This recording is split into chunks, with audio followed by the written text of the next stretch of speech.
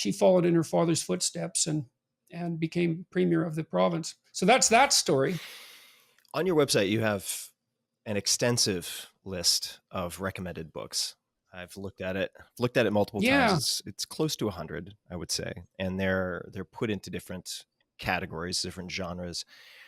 Are there any books on that list, or can you think of books that were introduced relatively early in your life? Some of the early exposures that have stood the test of time for you? No, Huxley and Orwell, I would say. Solzhenitsyn as well. I read one day in the life of Ivan Denisovich when I was 13 or 14. That was one of the books Notley recommended. And so they certainly had an impact on me. What was that impact, if you don't mind me following up?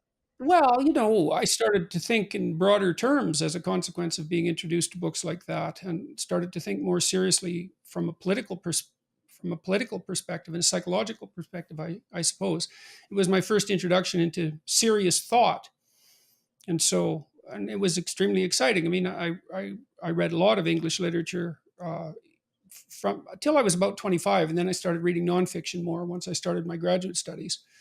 But it opens up a world of ideas, and that was really exciting to me, incredibly exciting to me. So And the reason I'm asking so much about books is I am really fascinated by you, and I'm fascinated by everyone I have on the show. But the formation of your well, that sort of decreases my pleasure at being the object of current fascination. well, right now you are the most fascinating person in the world to me, and I uh, I find that books are a sort of a wellspring of value for listeners because it's something they can model very well, something that they can reach out for. So let's. Yeah, well, people can get a whole education if they read those 100 books that I have on my website. I mean, you're not going to get an education in every discipline, but there's a whole education there under recommended books. That's been fun because lots of people have that's been an unbelievably popular list. It sells hundreds of books a month, Oh, I that believe it. list. I believe it. And people email me constantly and say, "Well, you introduced me to Dostoevsky. Thanks a lot. I've been they're so enthralled. If you're psychologically minded and you like the darkness to some degree, if you like gothic imagery and film noir and that sort of thing, Dostoevsky is an unbelievable treat, and he's so incredibly deep psychologically, enthralling. Crime and Punishment is an absolutely engrossing novel, as well as being a stunning work of philosophy. Another name that shows up not once but several times in that list is Nietzsche, if I'm pronouncing that remotely correctly. I've always wondered. I never know. I pronounce it like a Northern Albertan, Nietzsche. I know that's wrong. It's Nietzsche, I believe, but I never get it So right. I've read you highlight, in a sense, or at least mention that Nietzsche pointed out that most morality is cowardice. So if we're making the leap from sort of this list of books to specific ideas, could you please elaborate on that? Well, if you don't have the courage to commit a crime, it doesn't mean you're moral for not doing it. It just means you're afraid. You can see this, I suppose, to some degree in mob violence. People will riot because they don't think they'll get caught. And so they're not law abiding under normal circumstances because they're moral. They're law abiding because they're afraid of punishment. And so Nietzsche was very careful to distinguish mere obedience from morality.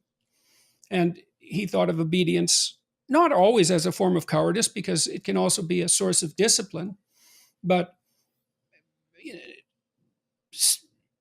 not committing a crime because you're too afraid to. I mean, it's probably better than committing a crime, but it doesn't speak to the essence of morality. And I've talked a fair bit about this, is that there's a certain utility in being able to do virtually anything and then to control yourself. And that's something I learned in part from Nietzsche, I suppose. The best people I've ever met are dangerous people, but they keep themselves in check. I have a close friend who's been real rock to me over the last couple of years. He was also born in northern Alberta. He came from a pretty poverty stricken background. Tough guy, worked in lead smelters and oil rigs, and he went to university, which is where I met him, and he was a social worker for a long time. And he's tough as nails. He's worked with delinquents all over Canada, and he's a good disciplinarian. But he's also a very compassionate person, and he's a moral person as far as I'm concerned, because there's a real danger to him, but he keeps it under control, and he's not a coward. He's not afraid. He's not weak. How do you cultivate or suggest people cultivate?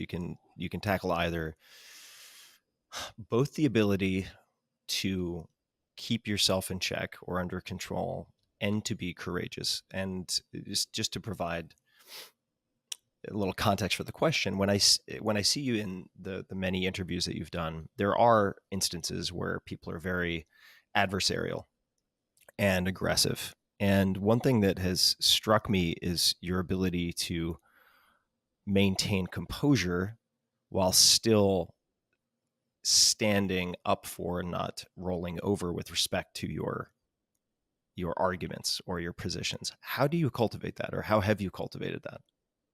Well, I have an advantage, I suppose, in that I'm a clinical psychologist, and I've spent $20,000, although I'm not practicing anymore. I've spent $20,000 listening to people and maintaining my composure, sometimes under very stressful circumstances. And so I've had a lot of practice doing that. Um, and then I did do some TV work at a local station here for a couple of years. And I had a good producer, and he helped me realize that anger plays very badly in a public forum like video, and particularly. Now, I didn't have a tendency then, I suppose, to fly off the handle either, but it's not useful to lose your temper. It's not useful. I mean, I'm boiling inside. I'm a very emotional person, way too much. So it's not like it's not stressful. It's unbelievably stressful, but I can detach myself from that to some degree. And I'm really curious. I suppose that's another part of it. I like to watch. And when people really go after me, this is where the clinical practice is handy. I can snap into a different mode, which is, okay, I don't know what you're up to. So I'm just going to watch you. And then I'm going to figure out what you're up to, because I can usually figure out what people are up to if I want to. I don't do that all the time, because I actually don't want to know sometimes what they're up to. I mean, look, lots of people have treated me extraordinarily well. Don't get me wrong. But and normally, when you talk to someone, you accept their persona. You don't look behind. But if people mistreat me in some way, or become adversarial, then I'm able to look behind the scene and think and see what they're up to, if I can remember to do that. Do you look behind the mask or see what is behind by deducing where they're trying to where they're trying to lead you with the breadcrumbs? I mean, I've seen you do that very effectively. Yeah, that's part of it. What other forms does that take, or might that take? It's really hard to describe. I guess I think it's useful to draw a distinction between thinking and paying attention. If you're thinking, you're kind of walking down a programmatic trail. If you're paying attention, you just open your eyes and let your mind go where it will, and ideas will occur to you. They'll pop up in your field of consciousness, and for me, that's often informative. I'll get insight that way. I suppose I'm paying more attention to nonverbal communication and to facial expression and posture and and tone of voice, and I can pick up patterns, I suppose. You mentioned earlier that at times you're boiling inside. I certainly have experienced that personally. Now, anger, how would you distinguish? And I sort of intuitively know these are different, but I would struggle to maybe on the spot separate the two: anger and resentment. Because one of your quotes that I have here in front of me with my notes is "consult your resentment; it is revelatory." And I'd love to unpack that. But if you could walk us through. Yeah, well, in my new book, I have a chapter which is rule 11. Do not allow yourself to become resentful, deceitful, or arrogant. It's kind of the evil triad as far as I've been able to determine. Resentment in particular. It's bad. It's a bad emotion. It's useful. You can learn a lot by noticing that it occurs. Resentment tells you one of two things.